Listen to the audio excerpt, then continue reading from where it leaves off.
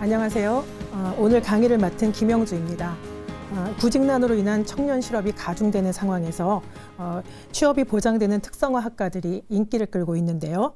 지난주 인문계열 특성화 학과에 이어서 이번 주에는 자연계열 학생들을 위한 특성화 학과에 대해서 자세히 알아보겠습니다. 대학도 중요하지만 학과 선택도 상당히 중요하거든요. 미래를 위해서는. 그래서 특성화학과에 대한 고민이 있는 수험생들이 오늘 이 강의를 통해서 많은 정보를 얻어가시기를 바랍니다. 자, 그럼 기적의 TV 상담받고 대학 가자 자연계열 특성화학과 지금 시작합니다.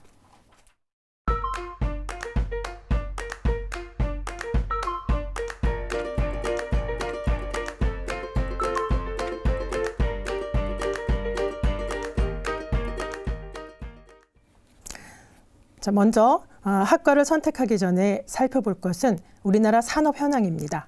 정부가 전망하는 올해 우리나라 경제 성장률은 3.1%이고요. 한국은행은 3.0%, LG경제연구소는 3% 미만을 예상했습니다. 이 같은 저성장을 타개하고 미래 먹거리를 창출하기 위해서 정부가 산업 경쟁력 강화에 사활을 걸었고요. 지난해 19대 미래성장 동력 사업을 지정하고 추진에 나섰는데요. 화면 보면서 자세히 설명드리겠습니다. 화면 보시죠. 19대 미래성장 동력 사업은요, 주력 산업, 미래 신산업, 공공복지 에너지 산업, 기반 산업으로 나눌 수가 있습니다.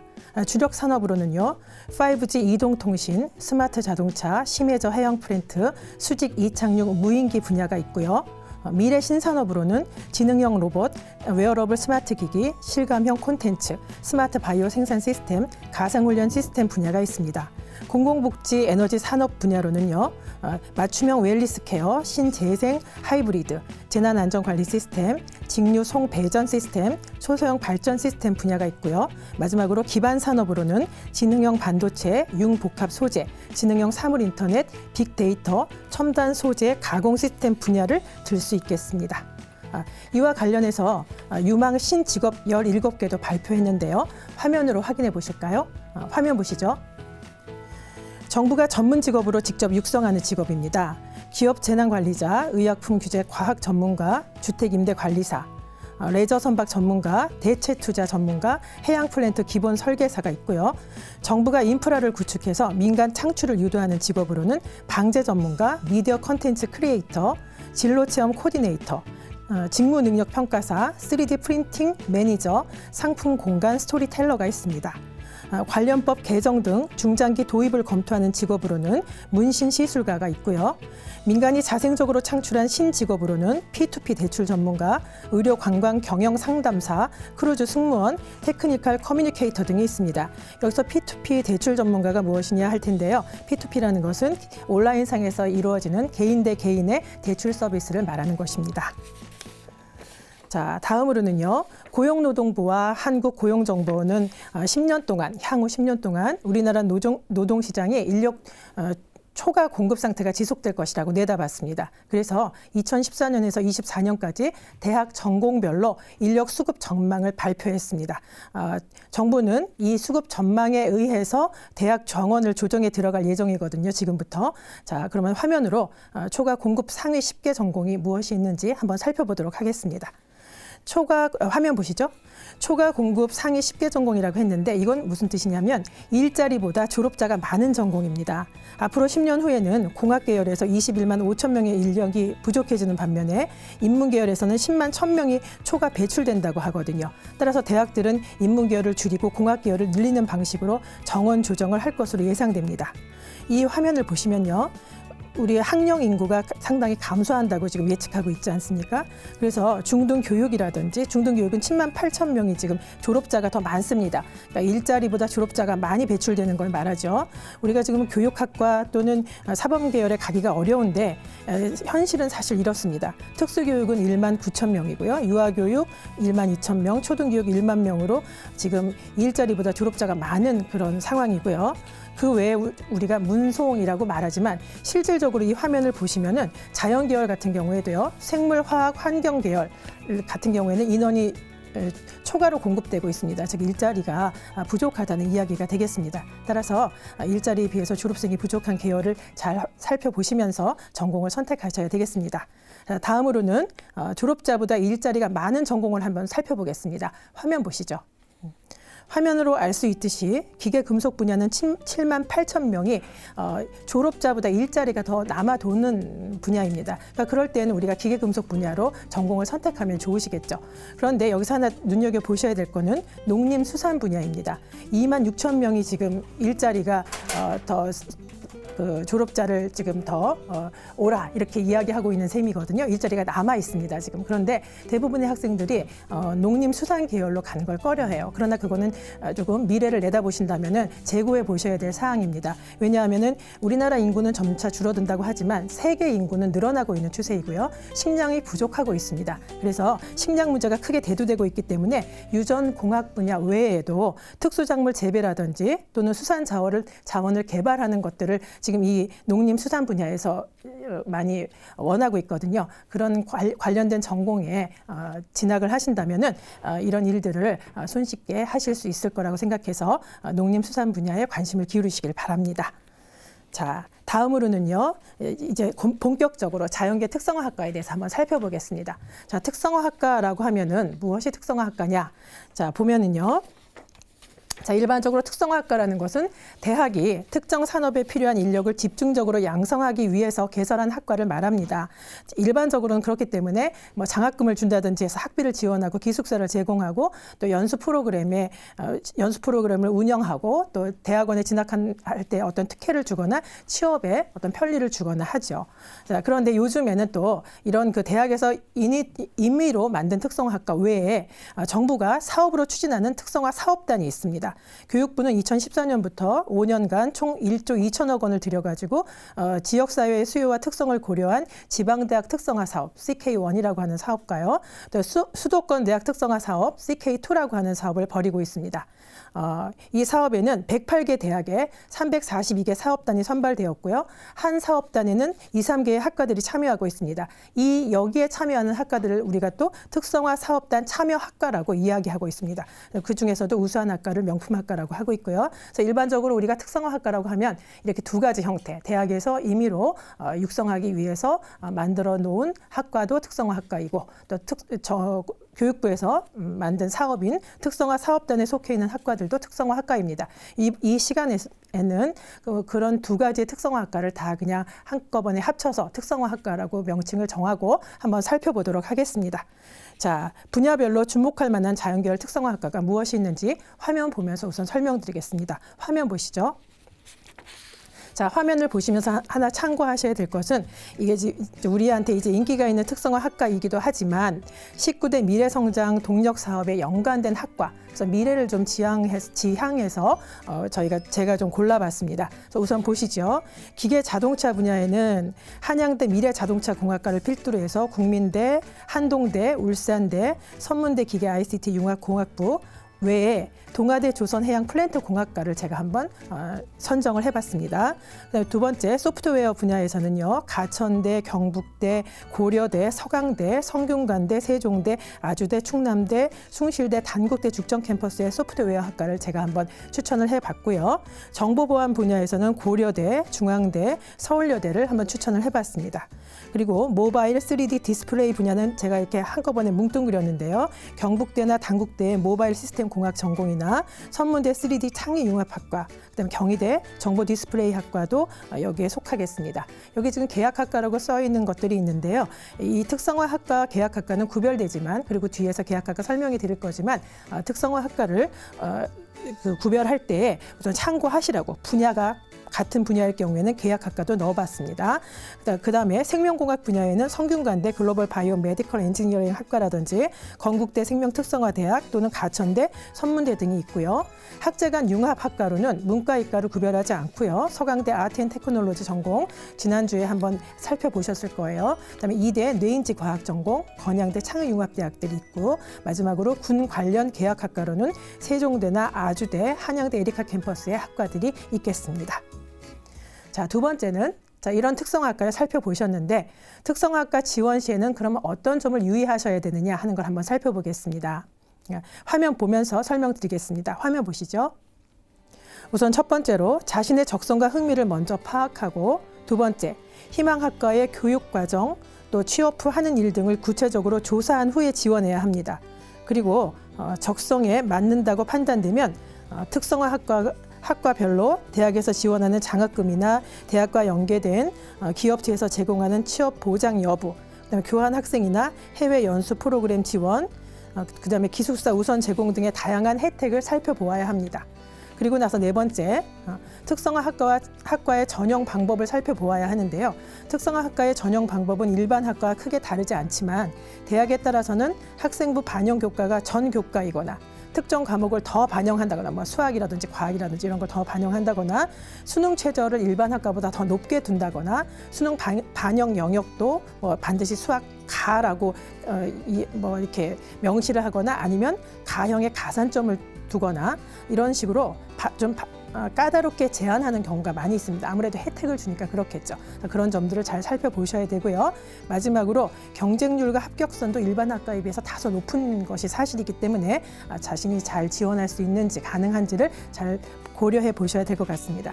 그리고 우선은 이 모든 것에 앞서서 첫 번째로 말씀드렸지만 적성이 중요한데 왜냐하면 특성화학과는 아무래도 특화시켰거든요. 어떠한 분야를 특화시켰기 때문에 자신이 그 분야에 적성이 있지 않으면은 사실 4년 동안 공부를 하기가 어렵기 때문에 적성이 잘 맞는지를 살펴보는 것이 이 모든 것에 앞서서 우선돼야 되겠습니다.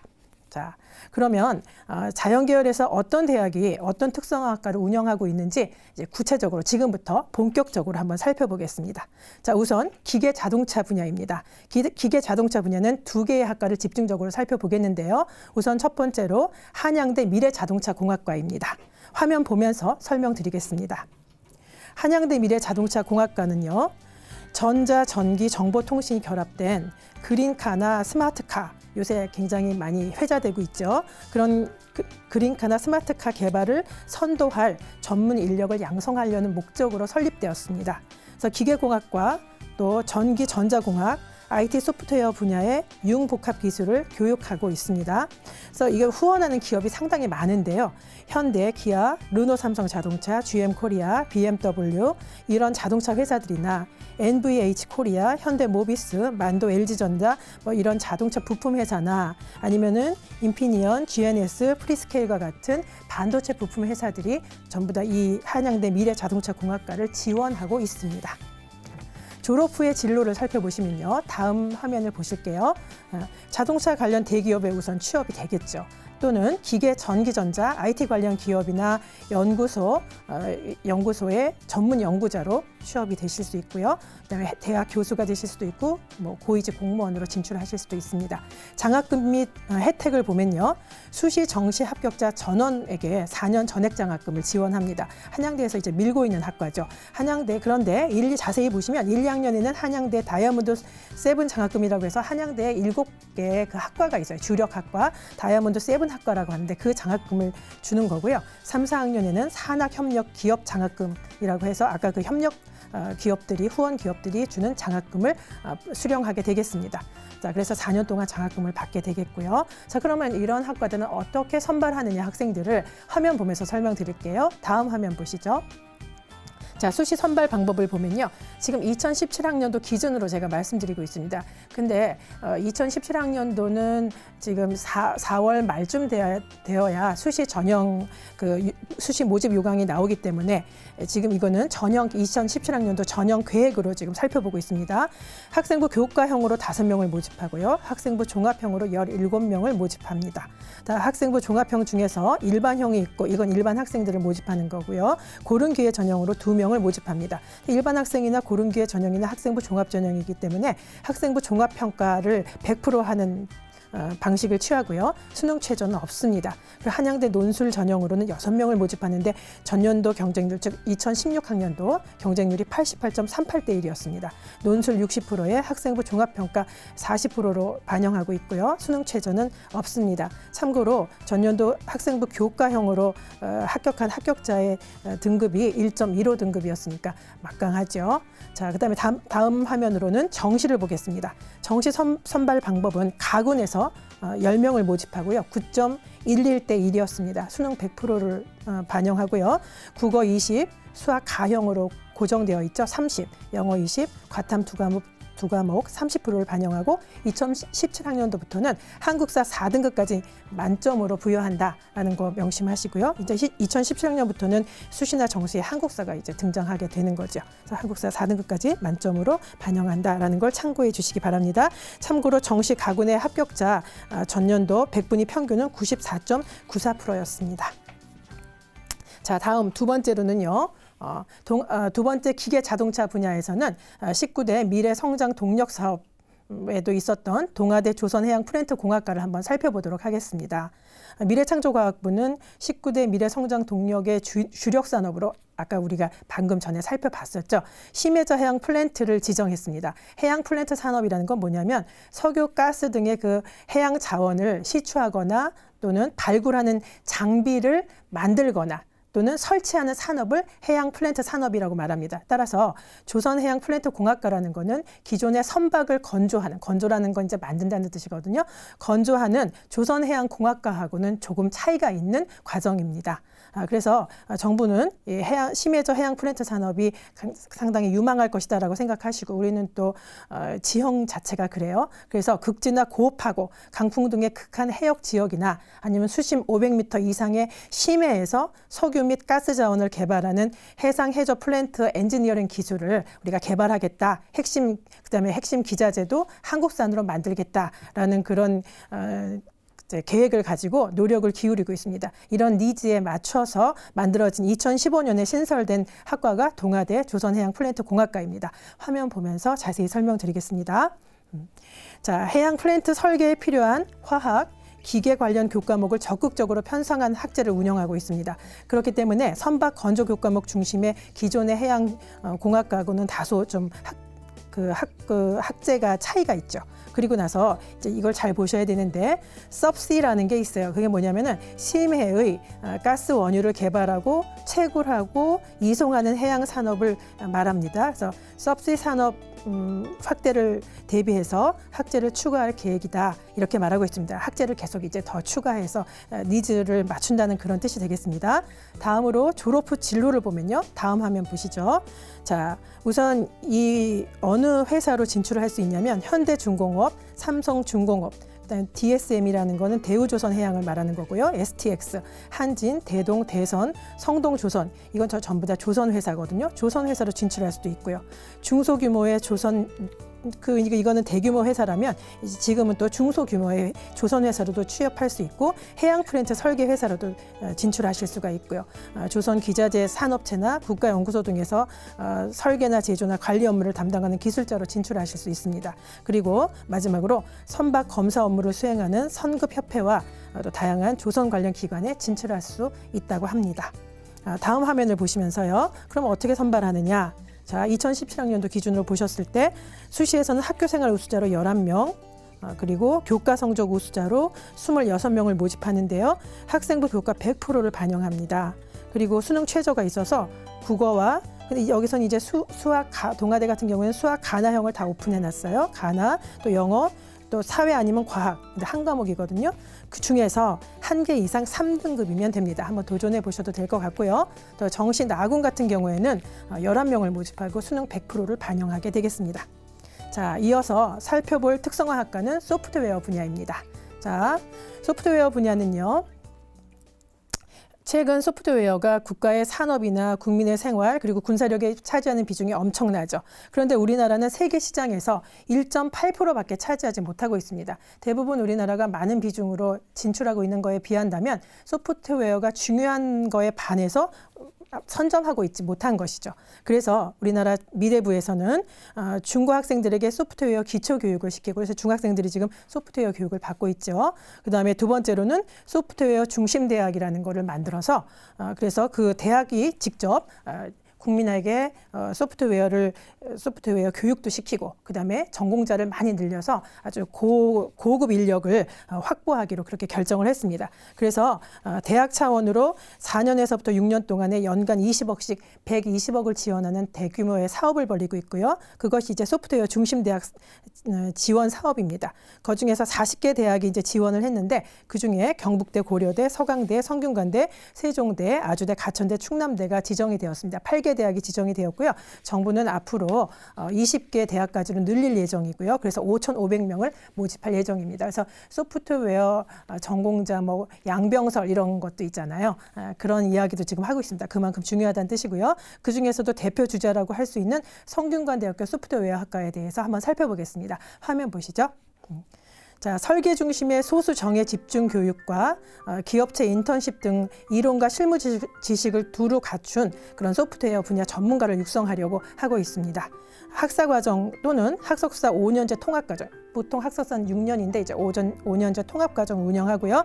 방학을 이용해서 뭐 외국 기업이나 대학의 연수도 보내고 국내 기업의 인턴십도 보낼 수 있고 많은 편의를 제공해요. 그다음에 삼성 SDS 멀티캠퍼스하고 공동 강의를 하고요. 그다음에 7개 전공 트랙이 있는데 그 트랙별로 집중 교육을 실시해서 실무에 능한 학생을 키우고 있습니다. 자, 다음 화면을 보시면서 졸업 후의 진로를 살펴보시면요. 삼성전자나 삼성 SDS, SK 플래닛 등의 대기업, 또 소프트웨어 관련 외국계 기업에 진출할 수가 있습니다. 그리고 장학금하고 특혜를 살펴봤을 때요. 수시 모집 신입생 전원에게 4년간 전액 장학금을 지급하고요. 생활비까지 준다고 합니다. 그리고 기숙사 입사도 보장해주고 해외 우수 대학의 교환학생 프로그램에 우선적으로 보내고 있습니다. 많은 혜택을 주지요. 자, 그러면 어떻게 학생들을 선발하느냐? 다음 화면 보면서 설명드리겠습니다. 자, 글로벌 인재 전형으로 10명을 모집합니다. 13.1대 1이었어요. 경쟁률이 높죠. 편의를 많이 제공하니까요. 서류 100%로 반영하고 최저가 없습니다. 과학인재 전형으로는 20명을 모집하고요. 늘 제가 말씀드리지만 성균관대의 과학인재 전형은 논술 전형입니다. 우리가 얼핏 볼 때는 서류와 논술을 병행한다. 근데 그렇게 병행하고 있습니다. 그다음에 논술 우수자 전형이 있는데요. 12명을 모집하고 있습니다. 다음 화면 보시면요. 정시에서는 어떻게 뽑느냐. 성균관대학에서는 소프트웨어 학과가 정시 가군입니다. 모집 인원은 8명이고요. 전년도에는 나군에서 모집했는데 전년도 경쟁률은 4.79대 1이었습니다. 수능 100%를 반영하고 있고요. 자, 그다음에 영역별 반영비를 보면 성대 특유의 그 반영 비율이죠. 국어 20, 수학 가영 30, 영어 20, 과탐 두 과목 30이고요. 한국사에 가산점을 부여하고 있습니다. 자, 이어서 살펴볼 학과는 정보 분야에 있는 특성화 학과입니다. 서울여대 정보보호학과를 한번 살펴보겠는데요. 서울여대 정보보호학과는 고려대 사이버국방학과나 아주대 국방디지털융합학과 뒤에서 살펴볼 겁니다. 계약학과에서와 함께 미래보와 한국인터넷진흥원이 담당하는 정보보호 특성화대학 지원사업에 선발이 되었어요. 그래서 그 3개 학과가 선발이 되었는데요. 5년간 18억 원을 지원받으면서, 그러니까 서울여대 정보보호학과 한 학과만 18억 원을 지원받으면서 여러 가지 프로그램을 운영하고 있습니다. 그래서 이제 뭐 예를 들면은 1학년에서부터 4학년 동안, 그러니까 1학년하고 4학년, 그러니까 1, 2, 3, 4학년 모두가 한 팀이 돼가지고요. 기획하고 조사하고 평가하고 개발하는 그런 이룸 종단형 프로젝트라는 게 있어요. 그런 프로젝트도 진행하고 있고요. 또는 이제 앞으로 향후에는 정보보호학과와 경영경제학과가 협력해가지고 기업보안 융합전공이라는 교과과정을 개설한다고 합니다. 이건 얼핏 들으면은 중앙대 산업보안학과 비슷하죠. 정보보안학과라고 하지만 또는 정보보호학과라고 하지만 여러 종류가 있어요. 그래서 기업의 그 산업을 보완하는 학과도 있고 개인 무슨 정보보호를 하는 학과도 있고 약간씩 다르거든요. 그런 차원에서 이해해 주시면 될 것 같습니다. 화면 보시면서 자세한 교육과정 살펴보겠습니다. 화면 보시죠. 정보보호 기술 분야의 전문 지식과 실무 능력을 갖춘 시스템 관리자, 또 정보보호 전문가 양성을 목적으로 사실 2001년 수도권 최초로 설립한 것이 서울여대 정보보호학과입니다. 안랩이라든지 SK인포스액, 한국인터넷진흥원, 금융보안연구원 등 14개 기업과 MOU를 체결해서요. 최신 기술을 전수받고 기업에 맞는 교육과정을 운영하고 기업의 니즈에 부합하는 그런 교육과정을 운영하고 있습니다. 그 기업들이 인턴십 기회도 제공하고 있고요. 그다음에 또 하나 특이한 사항은 교육부 지정 정보보호 영재교육원을 개설하고 있습니다. 서울, 경기, 인천, 강원권의 중학과정 3개 학급, 또 고교과정 3개 학급씩을 선발해서 운영을 하고 있습니다. 자, 그다음에 이제 화면 보면서 다시 설명을 드리겠습니다. 화면 보시죠. 졸업 후의 진로 한번 살펴보면요. 아까 제가 말씀드렸던 그런 IT 관련 대기업이라든지 인터넷 서비스 기업 또는 소프트웨어 개발업체, 금융기관 또는 국내의 정보보안업체, 한국인터넷진흥원, 사이버범죄수사기관, 뭐 이런 곳에 취업할 수 있고요. 그다음에 취업률은 2014년 대비 살펴봤을 때 84.3% 정도가 됩니다.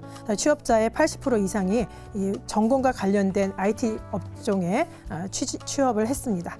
다음 화면 보시면서 서울여대 정보보학과의 선발 방법을 살펴보겠습니다.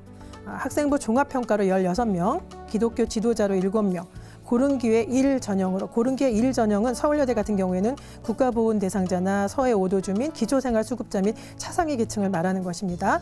2명을 모집하고요. 고른기회 전형 중에서 세 번째 전형, 고른기회 3전형이라고 할까요? 그런 전형이 있어요. 3명을 모집하는데 그건 농어촌 전형입니다. 그래서 이런 전형들은 전부 다 서류 100%에 또 1단계 서류 100%고 2단계에는 1단계 성적 60에다가 면접 40%로 이렇게 선발하고 있고요. 아니면 일반 학생 전형이 있습니다. 학생부 교과 70%에 서류 30%로 반영하는 10명을 모집하고 아니면 논술 우수 전형으로 5명을 모집하고 있습니다. 다음 화면 보시면요. 정시 선발 방법을 살펴봤을 때 서울여대는 정시 가군에서 모집하고 있고요. 수능 100%를 반영하고 있습니다. 자, 다음으로는요.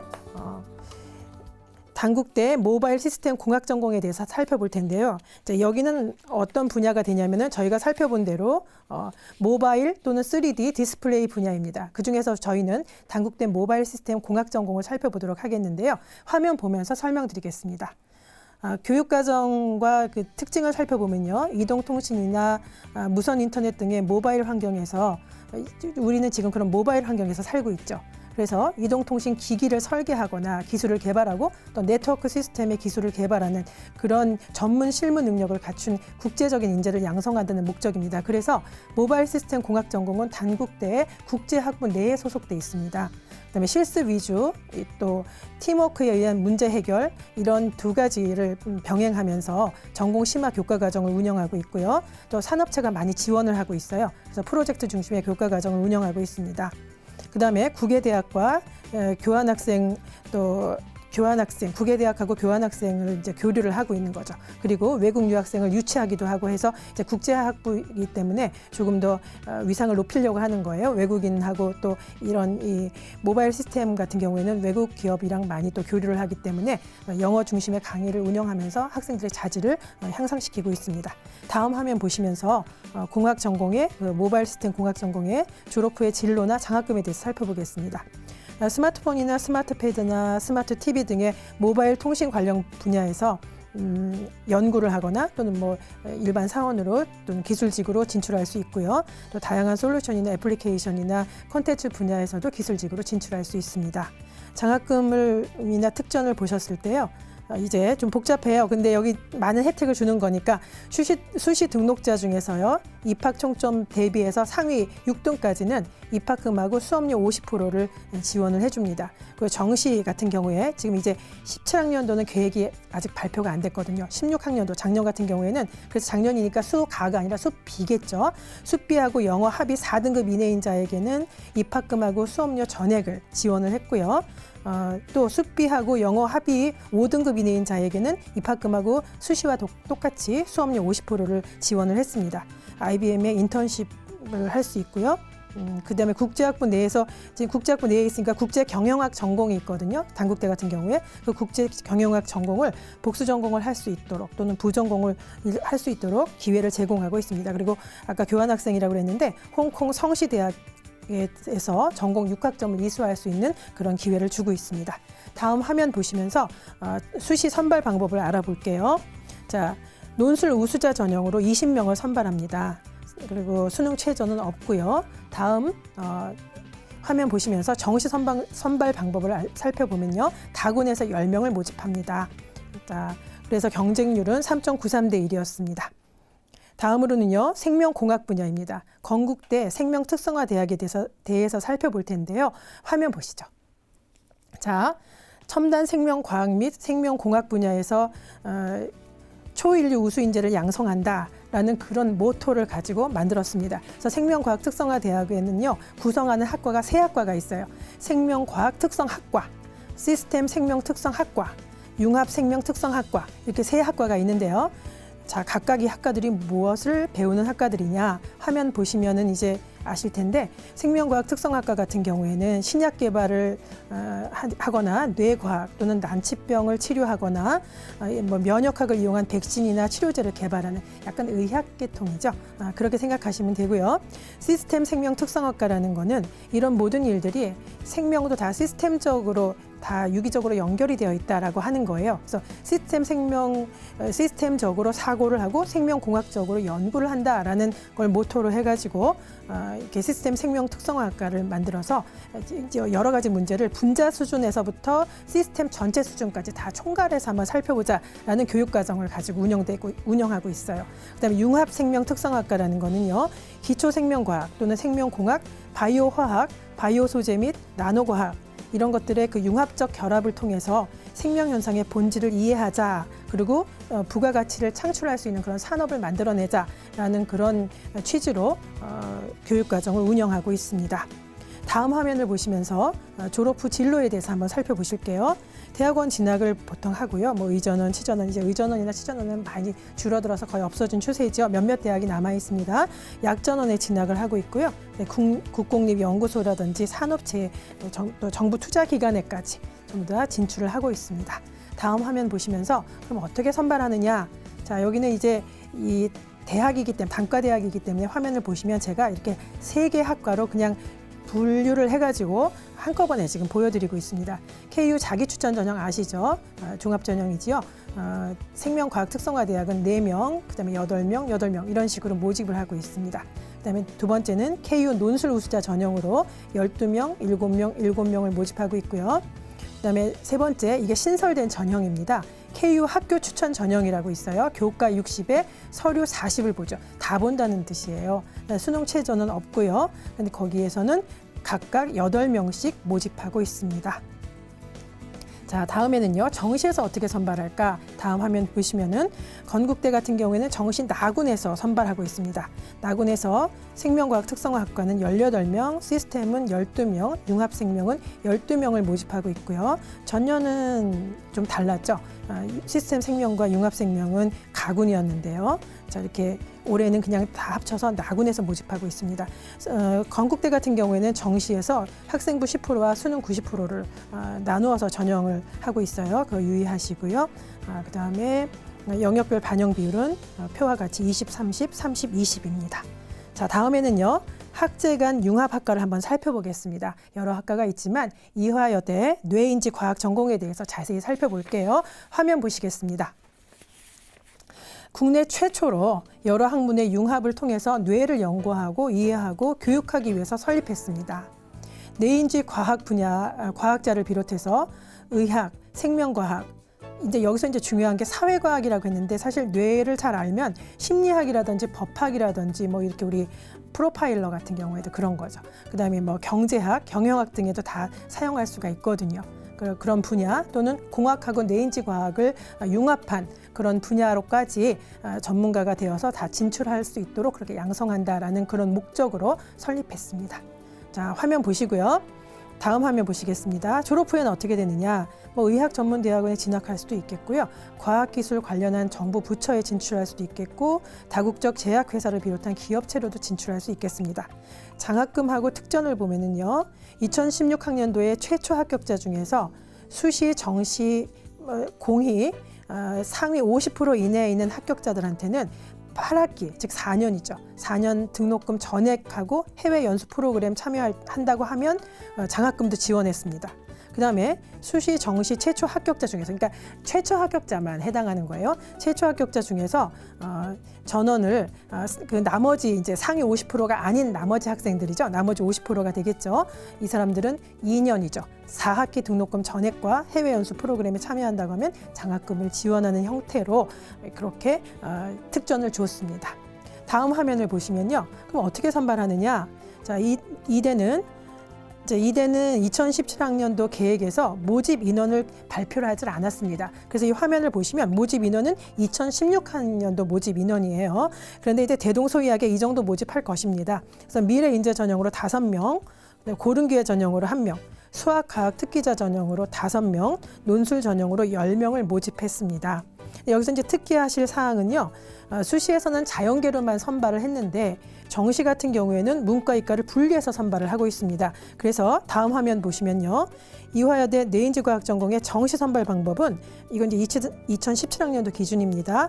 가군에서 10명을 모집하는데 아직 어떻게 모집할 것이다 라고 나와 있지는 않지만 전년에 보면은 정시에서는 문과와 이과에서 각각 5명씩 나누어 선발했기 때문에 올해도 그렇지 않을까라고 생각하고 있습니다. 전형 방법은 수능 100%이고요. 자, 우리 영역별 반영 비율을 봤을 때 이대는 국어, 수학, 영어, 과학을 자연계열 같은 경우에는 25%씩 공이 같이 반영하고 있습니다. 한국사 등급별을 가산 점수를 부여하는데 한국사 같은 경우에 이대는 4등급까지는 10점, 5등급은 9.8점. 이래서 이런 식으로 0.2점씩 차등적으로 반영하고 있으니까 거기에 대해서 한번 유념해 주시기 바랍니다. 자, 그러면 지금까지 한번 지금까지 학과를 선택하기 전에 살펴볼 우리나라 산업 현황과 자연계 특성학과에 대해서 자세히 살펴봤습니다.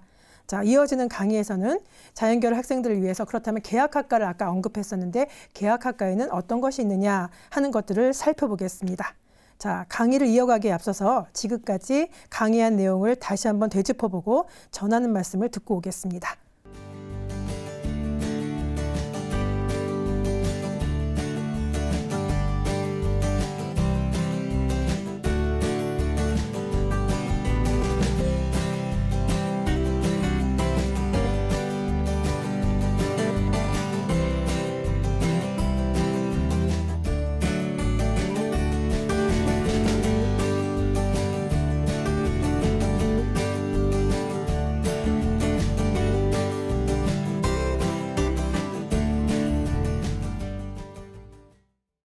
기적의 TV 상담받고 대학 가자 수시 상담을 신청하세요.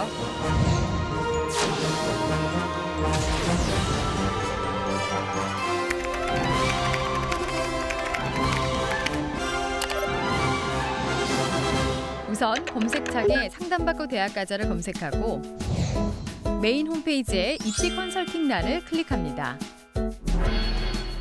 신청 양식을 확인한 후 신청하기를 클릭. 절차를 확인하고 신청하기를 클릭합니다. 이용 동의와 가입 정보를 작성한 후 신청 양식에 따라 작성하면 완료.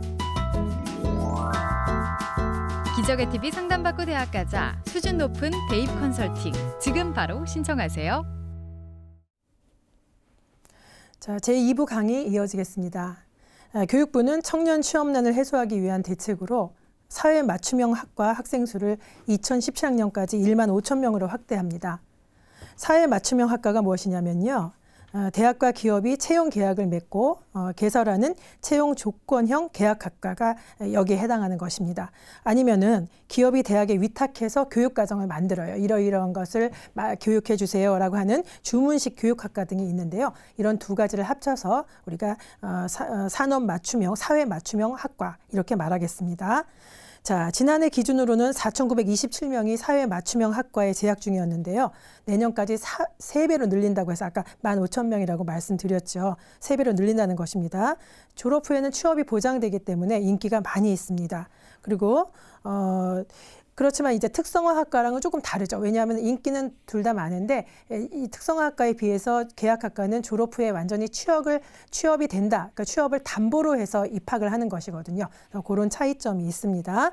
주로 기업체나 군과 협약을 맺어서 학생들을 선발하고 있습니다. 자, 그렇다면 화면을 보면서 자세히 설명드리겠습니다. 자, 화면 보시죠. 협약 기관별로 계약학과를 한번 자연계열만 모아봤습니다. 우선 삼성전자하고 협약을 하고 있는 계약학과는요. 경북대 모바일공학 전공이고요. 전자공학부 소속입니다. 성균관대 반도체 시스템 공학과가 여기에 속하겠습니다. 그다음에 다소 시스템 외에 9개 기업이랑 협약 기간을 맺어서 선발하는 학과는 선문대 3D 창의융합학과이고요. 현대자동차 그룹하고 계약을 맺는 학과는 한동대 기계제어공학부인데 왜 조건부라고 했냐면 선발됐다고 무조건 다 취업이 되는 건 아니라는 뜻입니다. 국방부와 맺는 학과는 고려대 사이버국방학과이고요. 해군과 맺는 학과는 세종대 국방시스템공학과, 한양대 에리카 캠퍼스의 국방정보공학과고요. 공군하고 맺는 학과는 세종대 항공시스템공학과와 아주대 국방디지털융합학과입니다. 자, 그렇다면은 이제 본격적으로 기업체하고 연관이 되어서 연계해서 계약을 맺은 계약학과들을 한번 살펴보겠습니다. 자, 그런 계약학과로는요, 제가 지금 말씀드린 제가 이제 그 중에서 계약학과가 많이 있는데 그 중에서 경북대 모바일공학전공과 성균관대 반도체 시스템공학과, 선무대 3D 창의융합학과, 한동대 기계제어공학부를 제가 들었었습니다. 자, 그 중에서도 경북대하고 선문대를 자세히 살펴보도록 하겠습니다. 화면 보시죠. 자, 우선 경북대 전자공학부 모바일 공학 전공의 특징 및 교육 내용을 살펴보겠습니다. 2011학년도에 신설했습니다. 전자공학부하고 경북대 전자공학부하고 삼성전자가 글로벌 모바일 리더 양성을 위해서 신설했고요. 특이한 점은 삼성전자 임직원이 직접 강의를 하고 삼성전자의 최신 모바일 기술을 전수받고 신제품 개발 과정에도 참여한다는 것입니다. 그리고 글로벌 리더로서의 소양을 갖추기 위해서 영어회화 강의도 지원을 해주고 있고요. 단 의무사항은 삼성전자 입사를 하고 최소 4년 의무로 근무를 해야 한다는 것입니다. 이거는 좋다고 생각할 수 있어요. 자, 그다음에 다음 화면을 보시면요, 졸업 후 진로를 보시겠습니다. 물론 이제 삼성전자의 채용이 보장되어 있고요. 근데 어떤 최소 채용 절차를 통과하셔야 돼요. 그다음에 8학기 동안, 즉 4년 동안 등록금 전액을 지원해주고요. 물론 이것도 성적이 어느 정도 유지되어야 되겠죠. 기숙사에 우선 입사할 수가 있고요. 그다음에 일부 비용도 지원해줍니다. 그리고 4학년 1학기에 원하면 삼성전자 인턴으로 근무할 수 있고요. 또 해외 연수의 기회도 제공하고 삼성의 그 SSAT에 모의 응시할 수도 있는 그런 특전을 주고 있습니다. 다음 화면 보시면요, 수시 정시 선발 방법이 있습니다. 자, 수시에는 그 경북대 논술 전형을 우리가 AAT라고 하죠. 10명을 모집하고 있습니다. 근데 수능 최저가 있는데요. 수학 가형하고 과탐 한 과목인데 그걸 2개를 합쳤을 때 합이 3등급 이내여야 돼요. 그다음에 수시에서 또 모바일 과학인재 전형이라는 게 있습니다. 여기도 역시 마찬가지로 수능 최저가 있고요. 수능 최저는 같습니다. 그다음에 정시 가군에서 또 10명을 모집합니다. 수능 100%를 반영하는데 특이한 점은 계약학과가 좀 그래요. 정시 가군에서도 역시 정시에서도 역시 수능 최저가 있습니다. 수능 최저는 역시 마찬가지 3등급 이내, 수학, 가나, 과탐 한 과목이 3등급 이내를 말하게 되겠습니다. 그래서 이제 경북대 전자공학부를 한번 살펴봤습니다. 자, 다음은요. 여러분 혹시 3D 프린터를 이용해 가지고 집을 지었다는 말씀 들어보신 적이 있으세요? 저는 이제 그걸 뉴스에서 한번 본 적이 있어요. 집을 지었거나 또는 칩과 보철물 이런 것들을 3D 프린터를 이용해서 만든다라고 합니다. 그런 그 3D 프린터로 여러 가지 것들을 만들고 있는데요. 우리가 예전에는 상상할 수도 없었던 일이죠. 자, 선무대 3D 창의융합학과라는 그 학과는 바로 이런 일을 하는 학과입니다. 화면 보면서 설명드리겠습니다. 화면 보시죠. 자, 선문대 3D 창의융합학과는요, 인간과 공존하는 모든 것을 3D 공간에서 상상하고 구현하는 3D 융합 기술을 적용할 줄 아는 인재를 양성을 목적으로 한다라고 하고 있어요. 이제 선문대에서 그렇게 말했습니다. 자, 3D 공학, 또 3D 디자인, 3D 콘텐츠 세 분야의 융합 교육을 통해서 인문 예술 기반의 3D 융합 기술을 활용하고 또 역량을 쌓는 그런 교육을 제공하고 있습니다. 자, 구체적으로 뭘 배우는 말이지? 라고 하면은 3차원 스케치 디자인 또는 3차원 CAD를 이용한 제품 설계 또는 모델링 데이터를 이용한 광고 영상 제작, 가상현실 영상 제작 이런 것들을 이제 배운다고 해요. 자, 그래서 우리가 이제 이런 걸 들어보면은 이게 뭘 하는 학과구나 대충 알 수 있겠는데요. 자, 다음 화면을 보시면요. 그렇다면은 어떤 지원을 해주고 졸업 후의 진로가 어떤가 살펴봅시다. 자, 우선은 등록금, 입학금을 포함해서 등록금과 실습비하고 기숙사비를 전액 면제를 합니다. 그 다음에 3차원 디자인, 제품 설계, 문화 콘텐츠 제작에 관련된 모든 산업체에 진출할 수가 있고요. 그 중에서도 특히 졸업과 동시에 제가 아까 말씀드렸죠. 다소 시스템이라는 그 회사가 있어요. 그 외에 선문대하고 협약한 9개의 기업이 있는데 그런 9개의 기업에 취직이 된다고 합니다. 다음 화면을 보시면요. 그럼 어떻게 선발하느냐? 이건 이제 수시에서만 선발합니다. 그리고 정원 외로 선발을 하는데요. 선문대의 그 전형 이름은 취업형 계약학과 전형입니다. 그래서 모집 인원이 10명이고요. 근데 이제 이게 조건이 좀 까다롭다 보니까 전년도에 0.5대 1이었어요. 그러니까 10명이었는데 5명이 이제 선발됐다는 이야기가 되죠. 학생부 교과 60, 면접 40인데요. 학생부 선무대 같은 경우는 학생부 교과가 9개 반영을 합니다. 9개 과목을. 그래서 수학 2과목, 과학 2과목은 필수이고 국영수 사과, 나머지 국영수 사과 중에서 5과목을 선택하죠. 그러니까 이거는 공부를 좀 하면은 해볼 만한 거예요.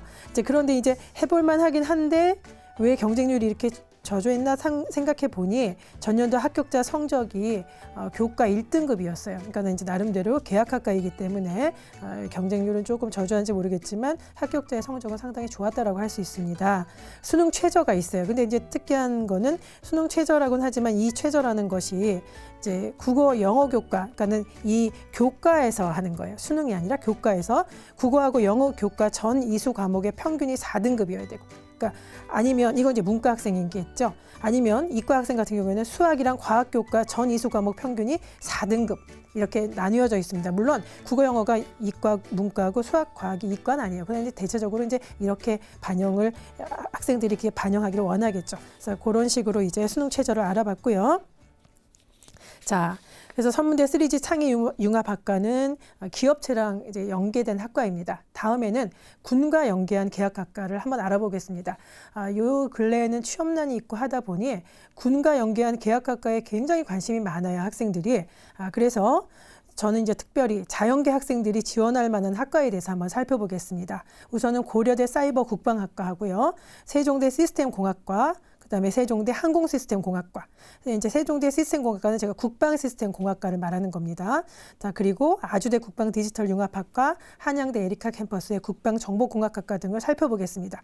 자, 그중에서 고려대 사이버 국방학과를 우선 자세히 살펴보겠습니다. 화면 보면서 설명드릴게요. 화면 보시죠. 자, 상위 1%의 엘리트 사이버 보안 전문 장교 양성을 위해서 국방부와 함께 만든 채용 조건형 계약학과입니다. 자, 4년간 100% 장학금을 지급하고요. 장교로 임관해서 이제 7년 동안 근무를 해야 된다는 조건이 있긴 해요. 사이버 사령부 등에서 사이버 국방을 위해서 7년간 근무를 해야 되고요. 전원 최고 시설의 기숙사 입사에 우선권을 제공하고 국내 연수 기회도 제공하고 해킹 대회나 컨퍼런스에 국내외 해킹 대회나 컨퍼런스에 전부 참여할 때 지원을 해주고요. 그다음에 졸업 후에는 IT 기업이나 대기업, 국가기관, 정부산하연구소, 국내 보안 업체 등의 취업이 가능한데 이제 이것은 7년 동안 근무를 하고 난 후의 일이겠죠. 그렇게 하게 되겠습니다. 다음 화면을 보면서 수시 정시 선발 방법을 알아보겠습니다. 자, 우선 수시는 과학인재, 고려대 과학인재 전형이 있죠. 과학인재 전형에서 18명을 선발합니다. 1단계 서류 100%고 2단계에는 1단계 성적 60%하고 면접 20%인데요. 자, 이제 고대를 기점으로 해서 제가 자세히 살펴보겠지만 그 다음에 이런 군 관련 계약학과들은 전부 다 군에서 직접 면접을 합니다. 그래서 군 면접, 그다음에 군에서 체력 검정을 하는데 그게 20%예요. 그리고 나머지 항상 군에서는 군 면접, 체력 검정, 신원조회, 인성 검사, 그다음에 신체 검사 실시까지를 전부 다 한꺼번에 하는데 군 면접하고 체력 검정만 20% 반영하고요. 신원 조회나 인성 검사, 신체 검사는 합불 판정 자료로만 사용하게 되겠습니다. 수능 최저는 조금 높아요. 그래서 수학 가형 1등급 또는 과탐 2과목 1등급 이렇게 되겠죠. 자, 그다음에 정시 가군에서도 모집합니다. 12명을 모집하고요. 자, 전형 방법 수능 70% 반영하고 학생부는 교과 8%에 비교과 2%. 좀 복잡하죠. 학생부 10% 반영하고요. 군 면접하고 체력 검정 20% 반영하고 역시 신원조회, 인성검사, 신체검사를 실시합니다. 앞으로 보시면 알겠지만 계약학과는 정시에서도 언제나 군이 주관하는 그런 그 면접하고 체력 검정은 반드시 여기 같이 실시하게 되어 있어요. 20% 정도 반영합니다. 자, 아까 경북대랑 마찬가지죠. 정시인데도 최저가 있습니다. 그래서 수학 또는 과탐 2과목이 1등급 이내라는 최저는 수시하고 같습니다. 자, 다음에는 해군 계약학과를 한번 살펴볼게요. 자, 해군 계약학과로는 우선 첫 번째 화면 보면서 설명드리겠습니다. 화면 보시죠. 자, 세종대 국방시스템공학과가 있습니다. 여기는 이제 뭐냐면 사이버랑은 달라요. 이거는 무기를 이제 개발하는 학과입니다. 그래서 국방 무기 체계의 개발 및 운용을 위한 해군 기술 장교를 양성하는 목적으로 설립되었습니다. 해군 장학생으로 4년간 학자금 전액을 지원하고요. 그다음에 이제 공과대학에 세종대학에 있는 공과대학에 몇몇 학과가 있어요. 그 학과에 반드시 복수 전공을 해야 됩니다. 이거는 뭐 의무이지만 좋은 것이죠. 그다음에 해군 장교로 임관을 하게 되고요. 선택한 병과에 따라서는 면허를 취득할 수가 있어요. 그래서 항해사나 기관사까지는 좋은데 항공기 조종사 면허도 취득할 수가 있습니다. 20년 이상 근속하면은 평생 연금 혜택도 받을 수 있고요. 자, 의무사항은 그렇지만 졸업 후에는 해군 장교로 소위의 그 직위가 있는 건데요. 해군 장교로 7년 복무를 해야 됩니다. 다음 화면 보시죠. 수시 정시 선발 방법을 살펴보면요. 수시에서는 이제 정원외로 특별 전형으로 모집하는데요. 국방 시스템 공학과 특별 전형 이게 명칭이에요. 그래서 28명을 모집하고요. 1단계에는 교과 100이고 2단계에서는 1단계 80에 아까 제가 말씀드린 대로 군 면접은 다 같아요. 그래서 군 면접 10, 체력 검정 10을 반영하고 신원조회 인성검사, 신체검사는 합불 자료로만 쓰입니다. 그다음에 정시 가군에서는요. 국방시스템공학과 특별전형이라고 해서 또 역시 모집합니다. 12명을 모집하고요. 마찬가지입니다. 수능 100%인데 2단계에서는 역시 마찬가지로 해군 전형, 이제 아시겠죠? 해군 전형 하면은 군 면접 10, 체력 검정 10, 신원조회 인성검사, 신체검사는 합불 자료로 사용하는 것을 말씀드리겠습니다. 자, 다음에 한양대 에리카 캠퍼스의 국방정보공학과를 한번 살펴볼 텐데요. 화면 보면서 설명드릴게요. 자, 이거는 해군 기술장교로서 근데 기술장교긴 한데 무기가 아니라 정보통신 산업 분야의 엔지니어 역할을 수행하고 있습니다. 그러니까 정보통신 분야가 되겠죠. 2015년 1학기부터 학과를 개설했습니다. 수시 20명, 정시 10명을 모집하고요. 정시 나군입니다. 국방정보공학 특별전형이다라고 모집합니다. 다음 화면 보시면요. 이제 4년간 군 장학금을 지급하고요. 해군 소위로 임관하고 7년 동안 기술 장교로 복무해야 된다는 조건이 있습니다. 자, 마지막으로 공군 계약학과에 대해서 한번 살펴보겠습니다. 공군 계약학과 중에서 화면 보면서 설명드릴게요. 세종대 항공시스템공학과의 특징하고 교육 내용을 한번 살펴보겠습니다. 항공우주 시스템 개발을 위한 공학적인 지식과 공군 조종사로서의 기본 소양, 그래서 여기는 공군 조종사가 되는 학과입니다. 그래서 공군과 계약을 맺고 설립했습니다. 그래서 자, 이제 시스템 공학, 제어 공학, 컴퓨터 공학, 통신, 전자공학, 기계공학 등 여러 가지를 잘 이수할 수 있어요. 다음 화면 보시면요. 졸업 후의 진로가 어떻느냐 보시면은 일단은 공과대학하고 복수 전공을 해야 되고요. 그다음에 4년제 전액 장학금, 4년 전액 장학금을 주고, 그다음에 이제 7년간 복무를 하고, 의무 복무 기간 만료 후에는 민간 항공 조종사나 또 관련 분야의 중견 간부로 전업도 할 수 있고요. 13년 동안의 비행 교육을 이제 완수자는 공군 조종사로서 13년 동안 근무할 수 있어요. 중도에 탈락하면은 아까 제가 말씀드린 대로 7년 동안 근무할 수 있는 그런 요건을 갖고 있겠습니다. 수시에서는 항공시스템공학과라고 해서 교과 100%로 모집하고 아까 제가 말씀드린 대로 2단계에서는 1단계 성적 100%인데 여기서 약간 달라요. 공부는 약간 달라서 그냥 전부 다 신체검사 합격자를 먼저 선발한 다음에 적성, 체력검정, 면접평가 이런 건 전부 다 합불 자료로만 판정을 하겠습니다. 정시에서는 가군에서 모집하고요. 6명을 모집하고 역시 수시와 마찬가지 전형 방법이 있겠습니다. 자, 마지막으로 아주대 국방 디지털 융합학과가 있는데요. 자, 아주대 국방 디지털 융합학과 같은 경우에도 전형 방법은 거의 흡사합니다. 자, 그래서 여기까지 우리가 이제 다 계약학과를 전부 살펴보았습니다. 자, 특성학과도 1부에서 살펴보고 2부에서 계약학과를 살펴보았는데요. 자, 많은 학생들이 나는 어느 대학에 합격했어라고 말합니다. 근데 사실은 이제 이런 시대에는 취업난도 너무 심각하고 그다음에 또 이제 어찌 보면은 대학의 전체 모집 정원과 수험생의 인원수가 거의 같은 시대가 오고 있어요. 그래서 지금은 어느 대학에 가느냐가 중요한 것이 아니라 어느 학과를 선택해야 되느냐가 중요한 것이거든요. 그래서 여러분들은 제가 지금 오늘 강의가 여러분들한테 많이 도움이 되시길 바라면서 학과를 면밀히 살펴보시고 전형에 임하시기를 그리고 지원하시기를 대학에 지원하시기를 제가 바라겠습니다. 긴 시간 들어주셔서 대단히 감사합니다.